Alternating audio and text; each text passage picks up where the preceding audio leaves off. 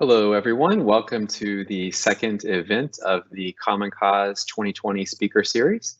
I'm David Belker, a professor of Humanities and History at UW-Green Bay, and I'm the co-chair of Common Cause 2020, which includes both a virtual speaker series this academic year and a virtual conference the week of November 30th.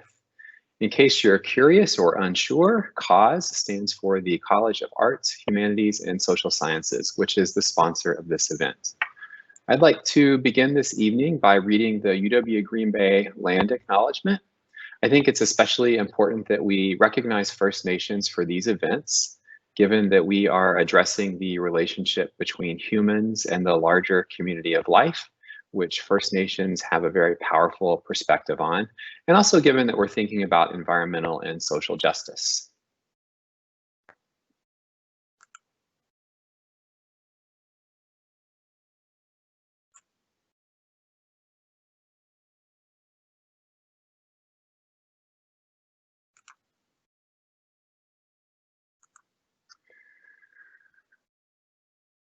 We at the University of Wisconsin-Green Bay acknowledge the First Nations people who are the original inhabitants of the region. The Ho-Chunk Nation and the Menominee Nation are the original first people of Wisconsin, and both nations have ancient historical and spiritual connections to the land that our institution now resides upon. Today, Wisconsin is home to 12 First Nations communities, including the Oneida Nation of Wisconsin, Forest County Potawatomi, Ojibwe Nation communities, Stockbridge-Munsee Band of the Mohicans, and the Brotherton Indian Nation. We acknowledge the First Nations people of Wisconsin.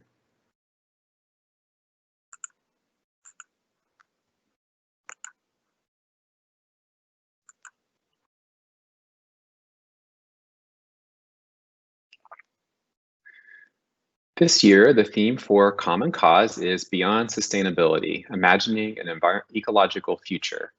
This theme is an invitation to think about how we might benefit from a more robust framework than environmental sustainability to address the interrelated environmental and social crises that we now face. We've been continuing with our deeply unsustainable ways for decades, even as we have talked about sustainability throughout that time. Clearly, breaking free of unsustainability is going to require a bold reimagining, rethinking, and even refeeling of our relationship as humans with the living planet. One hope that we have with this theme is that we can open up dialogues about how problems that we've often put in separate boxes, environment over here, economy over here, and society over there, are in fact interrelated and must be addressed simultaneously. Doing this will require interdisciplinary perspectives, which is what UWGB was built for. Before I introduce our speaker, I want to thank the Cause Associate Dean, Ryan Martin, who's the co-chair of Common Cause, Amanda Wildenberg, who's the assistant to the dean, who's helping run the team's event this evening, the Common Cause Planning Committee, and of course, Dean Chuck Ryback for his support of the conference and the speaker series. Professor Wheat will speak for about 30 minutes. While she's talking, you can use the Q&A to submit questions and comments, which she will address after delivering her talk. Our speaker this evening, Dr. Elizabeth Wheat, is an associate professor in the Public and Environmental Affairs, Political Science, Environmental Science and Policy, and the Master of Science in Sustainable Management programs at UW-Green Bay. She serves on the board of directors of the Wisconsin Conservation Voters, and she was just recently appointed to serve on the Green Bay Water Commission. She's the pre-law advisor for Public and Environmental Affairs. She teaches about environmental law, civil rights and liberties, environmental justice, and international law and organizations. Her research focuses on environmental law cases before the U.S. Court of Appeals and experiential learning in the classroom, such as Model United Nations and mock trials. Professor Wheat's talk this evening or afternoon is titled "The Civil Rights Movement Meets the Environmental Movement." Thanks so much for sharing with us today, Liz. All right, thank you very much for coming tonight. This is a topic that is really near and dear to me, both with my background in environmental law and then also kind of how I've been able to connect that with environmental justice. And so I'll walk you through a little bit of the case studies and kind of how I got here, and then we'll sort of wrap up with where I can see us going next. So I kind of think of this as inspiration and frustration. And so, as I mentioned, my background is in environmental law. And during the course of graduate school, when I was researching that, I came across Sheila Holt's case. And environmental justice was a completely new area to me. I'd never heard of kind of the different effects, despite having a master's in this at this point. And it really became both shocking, as I said, and inspirational when I learned more about Sheila. So we'll talk about her family in a bit. But in general, with this case, it was a situation of deliberate racism on the part of a local Tennessee government that made an existing environmental problem worse. And I think not only did the situation shock me, but how recent it was surprising as well. And that really led to a sense of frustration that I didn't know about this. And if I didn't know about something, what can I do to really address that or improve it? And so really, from that point on, a goal was to understand how this happens, why it happens, where it happens, and really thinking of how I can take what I know with environmental law and connecting that to some of these issues of environmental justice and how it's working differently with communities of color. And so I also developed a first-year seminar on this, which I'll talk a little bit more later, but hopefully this can share some new information for you guys tonight as well. So I'm trying to channel the frustration into a little more of a productive way to go. We're looking at what environmental justice is. This is a quote from Robert Bullard, who is really considered the father of environmental justice, and says environmental justice embraces the principle that all people and communities have a right to equal protection and equal enforcement of environmental laws and regulations. And I feel this really describes environmental justice, how I think about it perfectly. You may also hear this called environmental racism.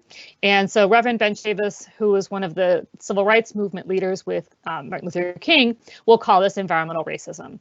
The general idea here is that there is disproportionate exposure to the hazardous waste, and it is both deliberate and discriminatory for minority communities. And as one preface to the evening, I will largely be focusing on effects on Black communities, but this is certainly a situation as we're dealing with Hispanic communities and Native American communities, particularly with mining near the reservations. But tonight we'll be focusing largely on civil rights movement connections and Black communities. And so with the connections to the civil rights movement, kind of one of the early pivotal events in 1967, there was a campus riot at Texas Southern University. A 9-year-old Black girl is going to drown at a garbage dump, and the students protested this tragedy and protested the siting of the dump in the Black neighborhood. That protest did turn violent with a number of arrests, and it kind of brought national attention to where these landfills were and what was happening. And in 1968, we know Martin Luther King goes to Memphis to support a group of striking sanitation workers. But the part you might not know is what happened a couple of months before that to kind of generate King's interest in the city. 2 Black men had been crushed to death by a malfunctioning garbage truck. And this was part of a pattern of neglect and abuse of the city's Black employees. So the sanitation workers were demanding better wages, safety precautions, and really trying to say, this is different. We are experiencing different harms, and there needs to be something done about it. These events are going to continue for a while, but 10 years later, in 1979, one of the first lawsuits claiming environmental discrimination will be filed in Houston regarding another municipal landfill. The case was unsuccessful, but what it did was mark the environmental justice issues kind of moving into the court system. So beyond kind of what we had seen with protests and that sort of thing, and now moving legally. Throughout all of this, going all the way back to King in Memphis, the civil rights movement leaders, such as Reverend Ben Chavis, Reverend Leon White, the United Church of Christ Commission for Racial Justice, they're all going to take what the civil rights movement had focused on with civil rights of voting and desegregation and kind of shift that into environmental rights and more of a social justice kind of focus. And so the birth of the environmental justice movement is largely considered to be in Warren County, North Carolina. This county is 62% Black, one of the highest poverty rates in the state, and no other county at the time had a higher percentage of Black residents. And the community is going to protest the siting of a hazardous waste landfill in that community. And this is going to be accepting PCB contaminated soil that had been illegally dumped. And they, again, about 6 weeks of protests. You get about 523 arrests that are made. People are going to lie down in front of the dump trucks that are going to the landfill. So they're using the same peaceful protest and demonstration tactics of the civil rights movement at Warren County. It's going to be a real turning point with some of the national groups getting involved. So NAACP will be heavily involved in advising some of the tactics, along with the leaders from Martin Luther King's group. A few years later, in 1983, the Government Accountability Office will look at these issues, particularly with landfills in the South, and find that there is a really strong relationship between where these are put, race, and socioeconomic status. And that relationship will continue. But by 1987, when we get one of the pivotal studies on this issue called Toxic Waste and Race, race is now the key factor for federal siting of these facilities, even more than economics. And that's really shocking. And that trend has continued as well.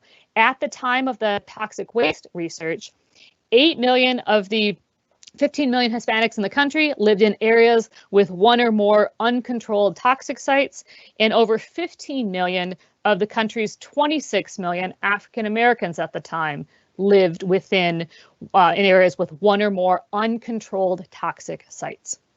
And so this, again, huge racial disparities with where these sites are even located. 20 years later, when there was a follow-up study, that race is still the predominant factor. And now the majority of people living within about 1.8 miles of a facility are individuals of color. And we also know that fines for violators in the areas will differ. So if it's an area that is predominantly a white community, the fines will be lower for violating companies than for fines in facilities in predominantly Black communities. So there's even a financial disparity with this. And so we can really see there's a lot of cases with systemic racism of where these plants are put, whether it's a landfill, an incinerator, sewage treatment, the kind of waste they're accepting, air pollution harms, and just existing health disparities with a lack of hospitals and healthcare access in a lot of the communities. And so minority communities have historically been bearing a disproportionate burden of these environmental harms. But where I think I felt the most frustration was how ignored they were by mainstream environmental movement communities. And this is really what will lead a lot of minority communities to focus their own grassroots groups and really have a mindset shift from it's not just a air pollution or water pollution kind of issue. It is now a social justice issue, and we need to be thinking about ways to address that and to think bigger than just air pollution. Okay. Ben Chavis had, I think, one of the sharpest quotes about this in speaking to this difference in the movements. He'll say, "We had a lot of education to do with very smart white people in the environmental movement. We had to call out their paternalism and racism. They said they don't deal with social issues, like breathing air was a niche social issue." And Robert Bullard will highlight the differences here as well. And for him, he really will see the mainstream environmental movement, which, as I said, is largely where my background had been and really the only thing I knew. He'll see that movement as neglecting minority communities in a number of different ways. And this will include institutionalized unequal enforcement, like we saw with the fines in different areas, trading human health for profit, placing the burden of proof on the victims and not the polluters, legitimizing human exposure to chemicals and pesticides and hazardous waste, promoting the risky technology like the incinerators to begin with, exploiting politically and economically disenfranchised communities, subsidizing ecological destruction, creating an industry of risk assessment, delaying cleanup actions, and then failing to develop pollution prevention as our main strategy. And so Bullard has written really everything there is to write about environmental justice. You can really see the differences between kind of what we talk about with our main, here's our Clean Water Day, here's our Air Pollution Awareness Day, and some of the issues that are affecting minority communities differently. And there have been a few federal efforts in recent years to address this. President Clinton will pass an executive order in the early 90s that will require all federal agencies to consider and address environmental justice. And so what this meant is they had to think about these issues as part of their decision-making process. And in multiple sessions of Congress, there's been the Environmental Justice Act that's been introduced, most recently by Cory Booker. And when he introduced it, Cory Booker said, civil rights have to include fundamentally the right to breathe your air, plant tomatoes in your soil. Civil rights, the right to drink your water. If your children don't have access to clean air and water, all the ideals we preach in this country are a lie. Environmental justice must be at the center of our activism in our fight to make real the promise of America. And in this campaign, we have seen candidates raise these issues as well. So it definitely is becoming more into our kind of our mainstream discussion, but I'd argue we still have a ways to go on that. The first case study that I want to talk about is Dickson, Tennessee. And as I mentioned, this is the case where this is Sheila Holt. You can see pictures of Sheila and her family. And this really is what shocked me and inspired me to learn more about environmental justice. Yeah, as I mentioned, the scale of the situation is unbelievable, but also how recent it is. So Dickson County is 95% white, and 4.5% of the population is Black. And most live in the Eno Road community where Holt's family lives. The landfill that was going to accept hazardous waste was chosen to be put in the Eno Road community, the only Black part of the entire county. Okay. The Holt family had lived in this area since the 1800s. They have a 150-acre farm. And as with many Black Americans in the area, they had acquired the land after the end of slavery. So they became landowners for the first time then. And the Holts will argue that the government knew that their well was contaminated with TCE, which is trichloroethylene, really, really nasty, nasty stuff, as early as 1988. Which, again, in real life, talking less 30 some years ago. So this is not an old historic contamination kind of case. So the Holt family, however, is told in 1988 and 1991 that their well is safe to drink from. There's very minimal testing that's being done in the Black parts of town. They are explicitly told, we have the memos, letters sent to the house that their water is safe to drink. In contrast, the white families in the community were told within 48 hours of the contamination being discovered that the well was contaminated, and they were immediately put on alternate water supplies. And there is documentation of all of this, which I was also really surprised by. And so by 2000, every member of the Holt family was sick. And the leaking well that we're talking about is about 54 feet away from their home. They weren't put on municipal water until the year 2000. So over a decade from when the government knew that the well had been contaminated. By the time they were put on alternate water supplies in 2000, TCE levels were now 25 to 29 times higher than EPA accepted levels. And at this point, the illnesses are incredibly severe. So Harry Holt was their father, passed away, had prostate cancer, bone cancer, diabetes, kidney failure, and then he will pass away in 2007 at age 66. Her mother, Beatrice, had cervical polyps, rheumatoid arthritis, diabetes. Multiple cousins will have cancer. And Sheila herself will have stage 2 breast cancer, incredibly aggressive form, diabetes, GI issues, and go through over 6 surgeries and chemotherapy. She is a fighter. She becomes a fierce family advocate through this whole situation. She will travel often from her home in Virginia to Tennessee to get records and investigate.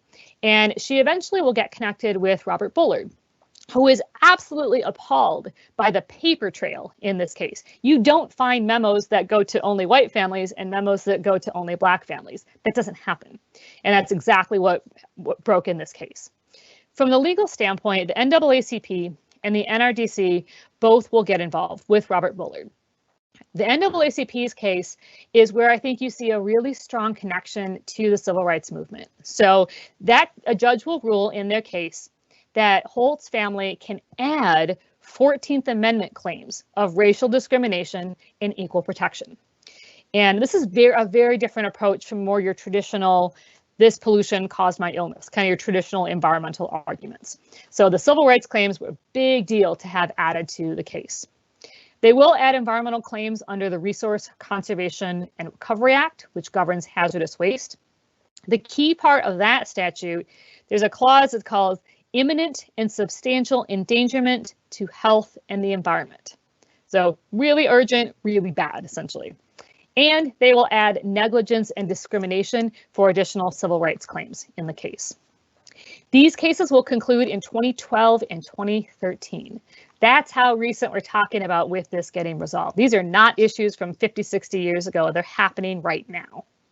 For the NAACP settlement, that was for 11 of the Holt family members, $2 million total, and Sheila insisted on a personal apology from the county. And with the NRDC case, this one had a really different focus. And I think it really speaks to the mindset that Sheila and her family had, because what they wanted to do with this case was compel cleanup of the contaminated water in the community. Landfills will leak. And when landfills are filled with hazardous waste, they leak really nasty stuff. And so this case in 2011 will secure $5.6 million from the county and the city and secure long-term protections and cleanups for the Dickson community. So it wasn't the case where Sheila's just trying to get money for her family, valid though that would be with their health issues. She's trying to help her community of Dickson as well. And there were additional settlements with some of the other companies involved. After the 2011 case, Sheila issued a pretty lengthy statement, and I just wanted to share one part of it. She said, "But the whole family has chosen to be victorious, not victims. We took a stand and said, not in our backyard. We endured the health costs of the pollution, the racial slurs and verbal attacks, and the abandonment of our government, and we prevailed. This is a win by the mere fact that in this case, corporate and government defenders were held accountable. The politics of pollution could not keep the toxic contamination a buried secret. We hope that this victory can serve as inspiration for other communities around the country struggling for justice." And Sheila has since stayed an advocate. She testified before the first ever congressional hearing on environmental justice in 2008, multiple panels in DC. She's advocated for Clinton's executive order at the state level. And every student who's taken a class of mine has seen the videos and interviews with Sheila, because I really want people to see that here is a normal woman who became a powerful advocate for her community. She didn't have special legal training or special scientific background. She just was passionate about saving her family and helping the people that she lived near. And so I think she's, again, the example that kind of got me into this, but a really powerful example of what some of these communities are facing. And then for the next case study, it's a little bit different, looking at Cancer Alley in Louisiana. And so this area, it's in an area in Louisiana along the Mississippi River between Baton Rouge and New Orleans, 85 miles with over 150 chemical plants and refineries. In 2018 alone, in the entire state, 373 facilities produced 3.1 billion pounds of toxic pollution in a year. And a lot of those facilities are right in this stretch on Cancer Alley. And to give you a bit of a sense with Louisiana, the state's economy, natural resources are critical. The highest concentration with oil, natural gas, and petrochemical facilities in the Western Hemisphere are in Louisiana. So it is a huge part of the industry and of jobs. The nickname, unfortunate though it is, comes from the high numbers of cancer, illnesses, and death in that area. And to give you a sense of how this area came to be, historically, the area was plantation land, and industries bought the land after the Civil War. But what they did, the industries were built next to pre-existing communities that freed slaves had established on the edges of those plantations. And if you think about that time in history, Blacks didn't have the right to vote. And so as these zoning decisions are being made about where to put these industries, the community has little to no say in those decisions. So here's land they've lived on for decades and decades, sometimes the first land they've owned, and having no say in the businesses that are put there. And there, in a lot of cases, also promised jobs, but a number of these companies are going to hire out, which still happens to this day. Cancer Alley as a whole is 40% Black. 80 of the census tracts along Cancer Alley are 90% Black. And so we're seeing very different impacts on these kinds of facilities here. Along Cancer Alley, cancer rates are 16% higher in predominantly Black areas versus white areas. And for low income areas, there's 12% greater risk to air toxins. And so when there's a poor and Black community, it's an incredibly different, big challenge that the communities are having to face. Okay, about 25% of chemicals and transportation fuel that is processed by industries in Cancer Alley. So the country's heavily dependent on this area for a lot of things. About 900 million pounds a year of waste are dumped into the land, air, and water by these kinds of industries. And this waste lingers. Louisiana as a whole is the second highest in the country for on-site toxic releases. And so the state as a whole is bearing a huge burden. Minority communities are bearing the worst of it and the most. And some of these areas are really big and really terrible already. And now we're starting to see proposed expansions. So one example, there's a Taiwanese company called Formosa, and they are planning a $9.4 billion plant. And the area that they're looking at, the air that's there is already more toxic with cancer-causing chemicals than 99.6% of industrialized areas in the United States. So this area is already terrible. And now we're talking about putting nearly a $10 billion plant to make it so much worse. And so with these areas, communities are trying to respond and trying to fight as much as they can. And there are a few different legal grounds that they can use for that. The Clean Air Act is a really big one for air pollution issues.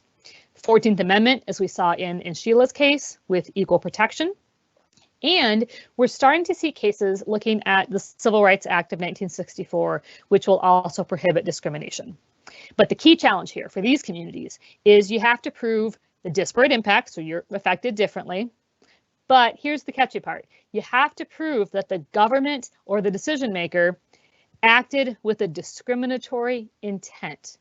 You have to prove that it was on purpose. Sheila's family was able to do that because they had the memos from the city and the county.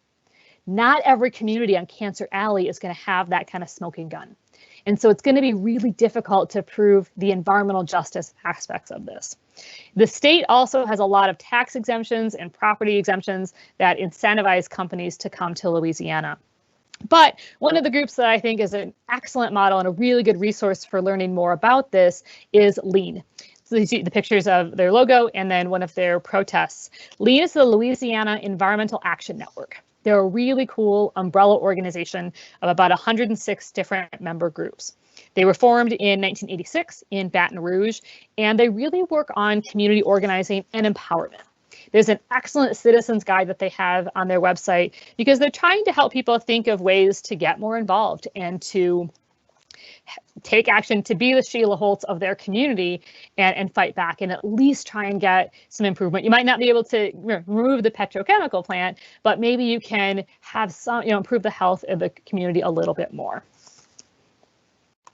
And then the last I want to talk about is just kind of some general, where do we go next with this?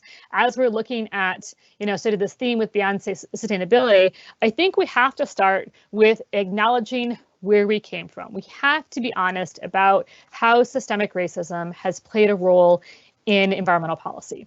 And this includes our zoning and our housing and disenfranchisement issues and landfills and healthcare services and all of the moving pieces that mean that race is the strongest predictor of being near a hazardous waste site. Okay. And I think particularly those of us who, although for everybody, but I think for those of us who are teaching environmental policy, being honest about what we've learned and how the mainstream environmental movement has not been great at including minority voices enough, and how we can change that. You've seen this happen even in the last couple of months with the Sierra Club acknowledging controversial views of John Muir in the past. More groups need to do that. More groups need to be speaking out about diversifying their boards and their membership and their issues. And I think we've seen some of that this summer with a number of the protests and that kind of thing. I think we also need to learn from the civil rights movement and from the early days of the environmental justice movement. These are peaceful protests, but peaceful protest doesn't mean you're not confrontational. You should be calling out what's wrong. You should be calling out some of the decision-making processes that are happening. And if we're thinking back to Warren County, they're laying down to block dump trucks in the middle of the road. That's how passionate they were.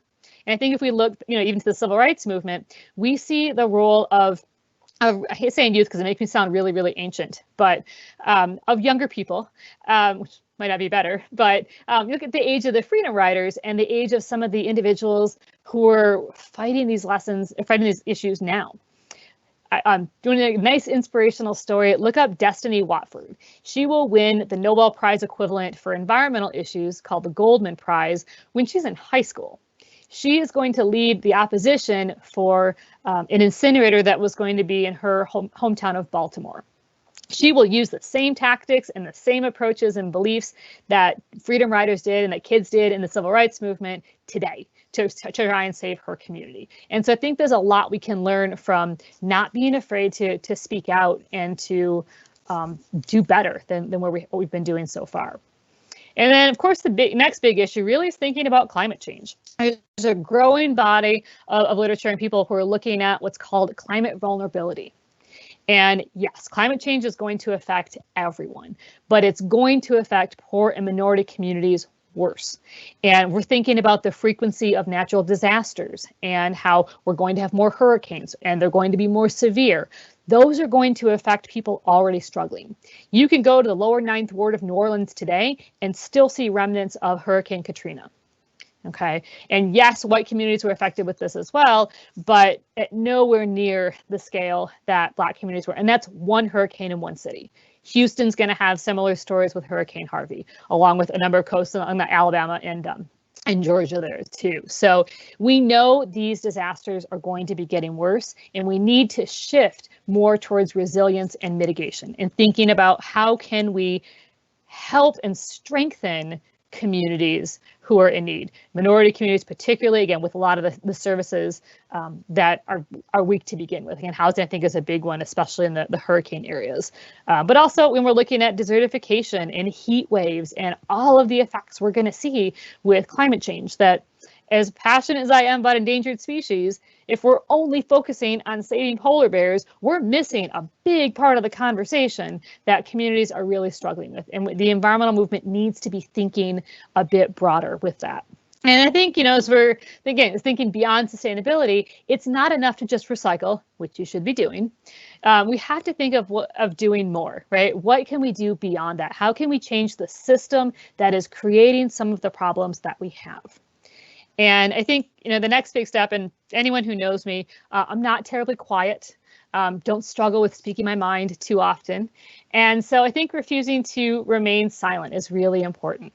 To be an advocate and whatever that means for you. In my case, I had the privilege of designing a course and able to do that, doing this kind of talk. There's all different ways to do that, but also to be an ally with an open mind.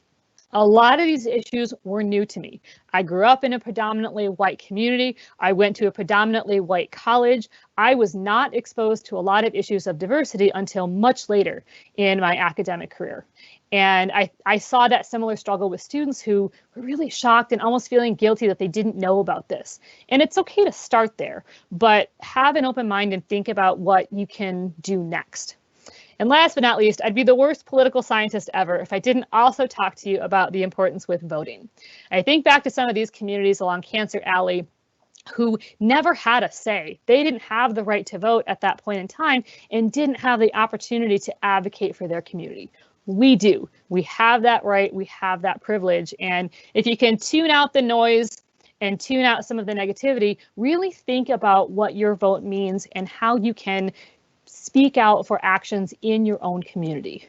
And it's not just the presidential race, it's your local council, it's all of those other moving pieces that affect what you do every single day. And My Vote Wisconsin is a really good resource for those of you in Wisconsin. You can get all sorts of information about where to go and how to vote safely. And so I just encourage you to do that. And I'll leave you with Robert Bullard's quote here with saying one of the key components in environmental justice is getting people to the table to speak for themselves.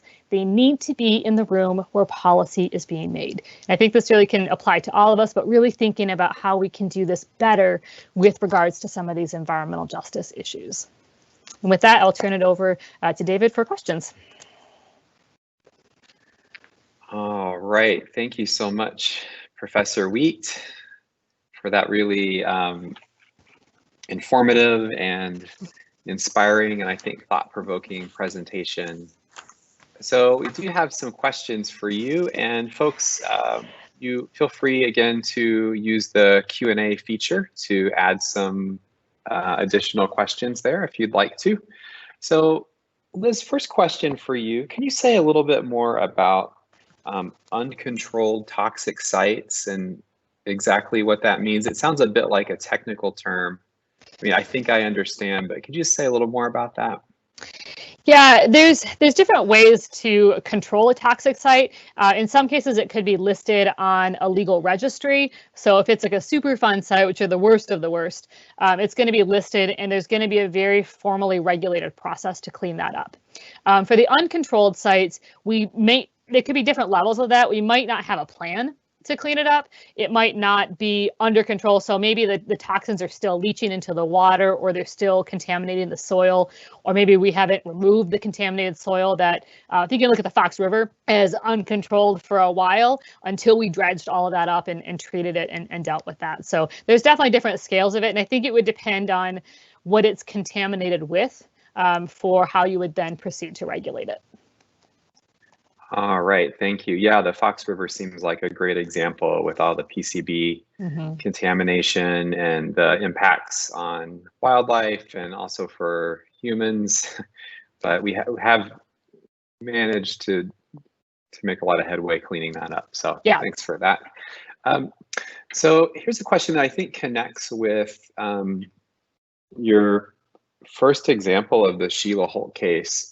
Do you feel that what you've discussed is a good example of intersectionality? I was struck by your description of the placement of the environmental hazards combined with health outcomes and access to insurance for minority communities. Seems like a recipe for disproportional impact. Yeah. No, I would completely agree with that. And it's one of those things it was probably one of the most difficult syllabi to write when I taught the first year seminar, because I could have done a whole semester just on Dickson, Tennessee. But Sheila Holt's case stands out, I think, because of the evidence that she had. But there are thousands of communities all over the country that are in the same position. And that's tough because they're communities that in a lot of times are dependent on the industry, so they're in a really difficult economic position. But for me, the effect really is looking at the disproportionate effects with race. And like I said, tonight just focused on Black communities. If you're looking at Native American communities, a lot of those reservations particularly are facing mining contamination from abandoned mines on the edge of the reservation. And so the tribes are in an even more difficult position because it's not land that they own, but it's affecting their land. So a lot of those would be kind of your uncontrolled sites, and there's just not money being put into those. So like I said, the environmental justice movement starts in the Black community, but it by no means has stopped there. It really has affected other communities too. All right, thank you. Yeah, so if we think about the intersection of poverty with race, and that would apply to many tribal communities as well, especially a number of them in lower population density areas in the Western United States where there's not a lucrative gaming operation. So, okay, so another question. This one's a little messier, maybe in terms of how I present it, but your description of Cancer Alley, it really seems like a sacrifice zone, not just in Louisiana. I mean, you mentioned tax incentives and jobs and so forth, but for our global economy, like based on fossil fuels and synthetic chemicals. And I think it really draws our attention to the real costs of business as usual. Yep. And so it seems like paying attention to that and recognizing the racial injustice, the way that systemic racism has played a role there, is going to have broader implications for how our economy works. Yep. Yeah, I don't know if you, maybe that's something like it's a comment and maybe you have more to say about that. I don't know. Well, it's one of those areas that I think one of the units I dread teaching the most is energy policy, because there are no good choices with energy.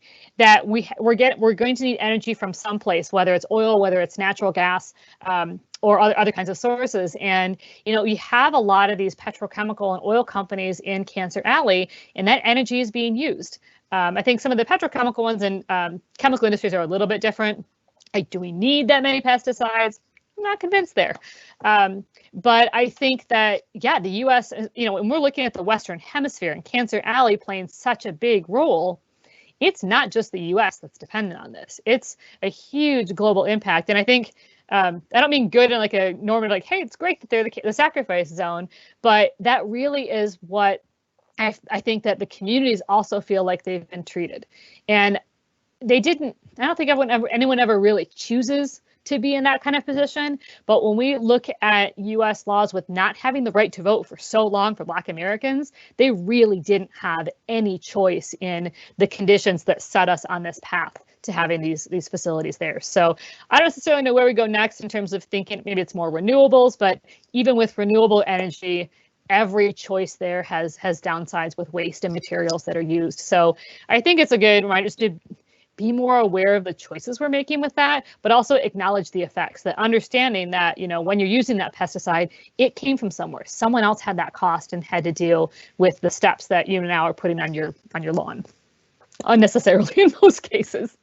Yeah, right. Thank you. So what you're pointing to is just how, as we grapple with environmental justice issues, including the racial component of that, it really does draw our attention to the way like our daily behavior has an impact on other people. We've essentially outsourced some of that toxic waste, and I think your point about the reality for African Americans in this country from the late 19th century, of course, prior to the American Civil War, but if we focus on the late 19th century all the way into the 1960s and being unable to vote across Southern states. But even today, I think that's a real issue of access to the vote. I mean, it's part of what's so heated about our electoral politics today.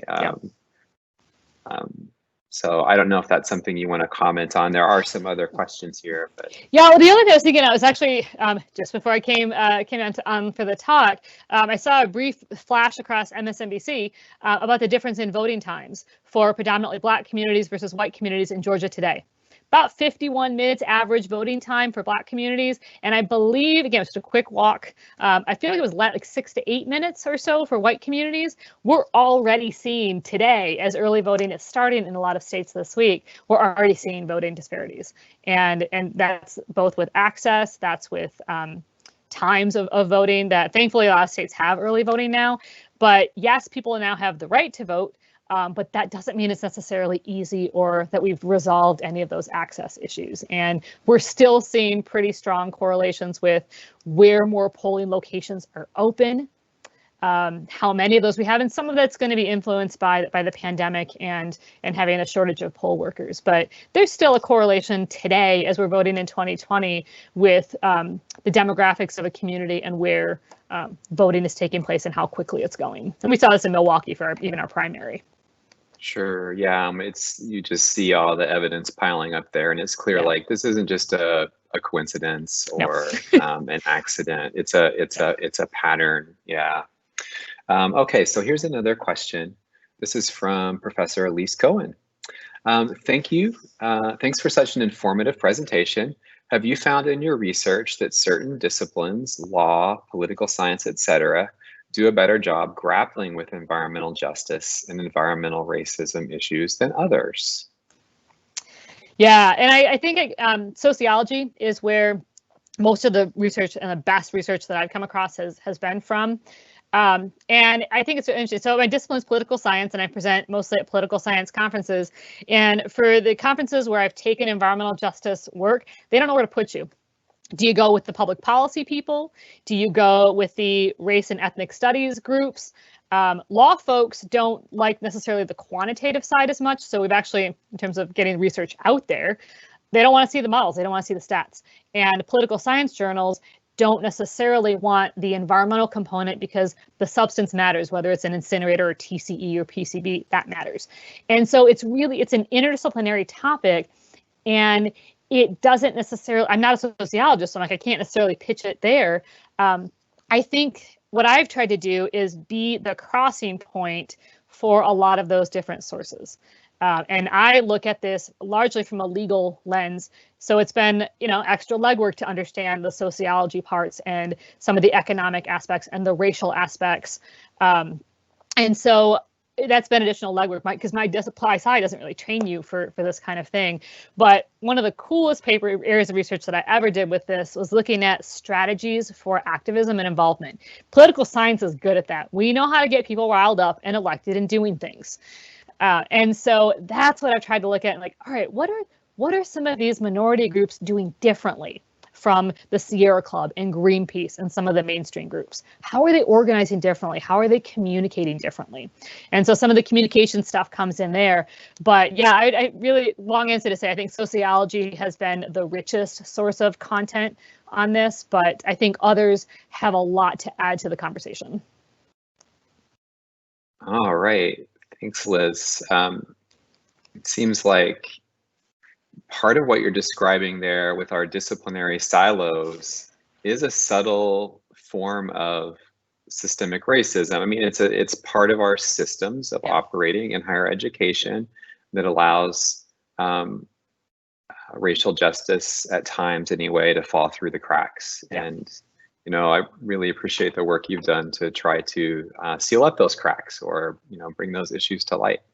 Well, I would like to add was one couple of colleagues, Todd Curry and Rebecca Reed being two of them, who have really looked at diversity in political science, particularly in the courts subfield.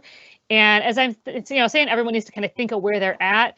Todd and Rebecca have done a lot of just awareness of the lack of diversity that we see in political science, and also particularly in the courts of we don't have terribly diverse faculty doing this kind of work. And I think that is going to shift the conversation going forward of just acknowledging, yeah, it's a pretty white field and we can do better. We can have more diverse voices, and that's going to shape the research that we're able to produce. All right, thank you. So one last question. I wonder if you have any thoughts about the COVID-19 pandemic and the way that has disproportionately affected people of color, especially African Americans. Do you see a connection there with the environmental justice issues, or is it at least a parallel? Yeah, I think there's a lot of different ways that it's been affecting. I think some of it is sort of housing and the ability to take a lot of precautions with social distancing and that kind of thing. I think some of it's employment, people working in jobs that you can't take as much time off of. Or being considered an essential worker and not being, having the choice to do that. We have healthcare access issues of living in communities that don't have any testing, let alone, asymptomatic testing or anything like that. And then access to some of the services when someone does become sick, whether that's not having healthcare or not being able to get to the services.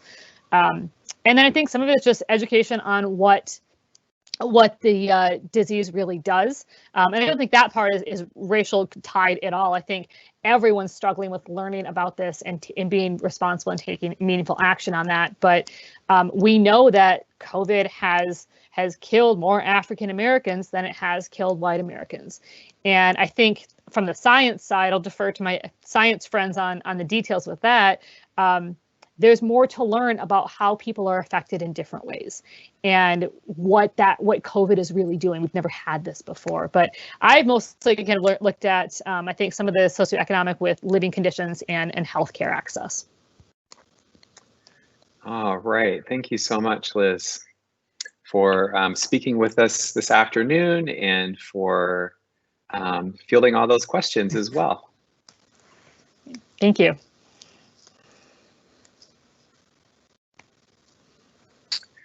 Well, thanks everyone for joining us. The next speaker in the Common Cause series will be Professor Christopher Williams from English and Humanities, who will be presenting on November 18th at 4 p.m. We hope you'll be able to join us again. His title is "The Land Was Never Some of Ours: Sustainability and Eco-Poetic Perspectives on the Future." Thanks again for joining us. Have a good evening.